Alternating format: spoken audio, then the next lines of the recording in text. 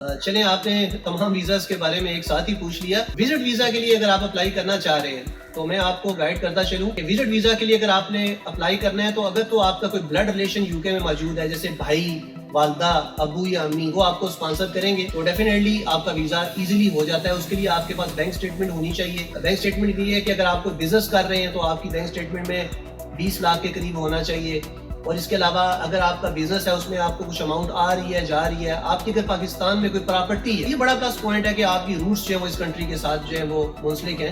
بہرحال family visas کو وہ ریجیکٹ نہیں کرتے. جو آپ نے دوسرا ویزا پوچھا میرے سے اسٹڈی ویزا، تو اسٹڈی ویزا کوئی بھی اپلائی کر سکتا ہے اگر آپ کے پاس بینک اسٹیٹمنٹ نہیں ہے. اور یہاں پہ بہت سارے کنسلٹنٹ ہیں جو آپ کو بینک اسٹیٹمنٹ مینج کر کے دے دیتے ہیں. یہ چیز غلط نہیں ہے، مینج ہو جاتی ہے، لیکن وہ بھی 60 سے 70 لاکھ کی مینج ہوتی ہے.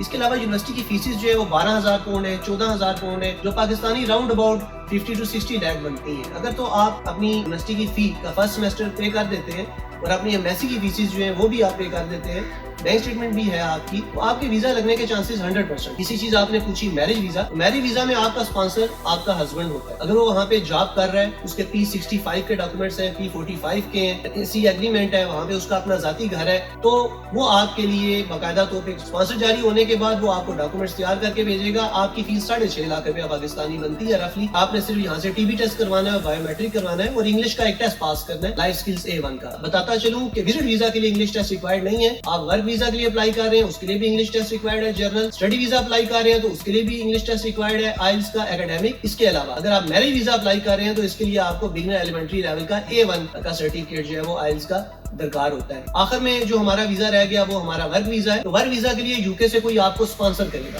اگر کوئی کمپنی یا آرگنائزیشن آپ کو اسپانسر کرتی ہے تو اس اسپانسر کو آپ حاصل کرنے کے بعد، جس کو ہم COS لیٹر بھی کہتے ہیں، وہ لیٹر آپ کے پاس آتا ہے تو پھر آپ اپنا پیپر ورک یہاں سے مکمل کرتے ہیں، اپنی ایمبیسی کی فیس وغیرہ جمع کراتے ہیں. بہتر ابھی پچھلے دنوں میں کیئر ہوم نرسنگ کے ویزاز جو ہیں وہ زیادہ ہوئے تھے، جس میں آپ کو IHS کے چارجز پے نہیں کرنے تھے. تو اس میں پھر آپ کی جو تنخواہ ہوتی ہے وہ وہاں پہ 22,000 پاؤنڈ سے پہلے سٹارٹ ہوتی تھی، لیکن اب جو آپ کی تنخواہ ہے وہ 38,000 پاؤنڈ جو ہے وہ موجودہ جو حکومت ہے اسٹارمر کی، اس نے جو ہے وہ کر دی ہے.